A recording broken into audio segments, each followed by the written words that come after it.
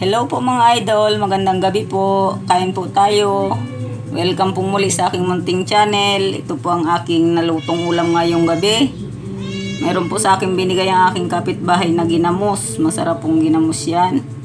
At kamatis, maraming kamatis po binigay niya. At ito po nagpatong lang ako ng okra sa sinaing mga lods. Ayan na nga po, gumawa na ako ng manghang na sausawan at may nakikisalo pa po yata. Yan, may sibuyas na may ginamos at kalamansi po. At ito po ang aking tanim na talong. Inani ko na naman po yung mga idol. Pinrito ko lang po yan. Yan po para sa akin ang the best na ulam mga lods. Ayan, shoutout po sa inyong lahat. Thank you po sa support ninyong lahat sa akin. Lalong lalo na po sa aking mga solid subscribers at mga viewers po. Thank you po sa inyong lahat. Advance Merry Christmas po mga idol. Muli po, kain tayo. Magandang gabi po. God bless us all po. Thank you, thank you.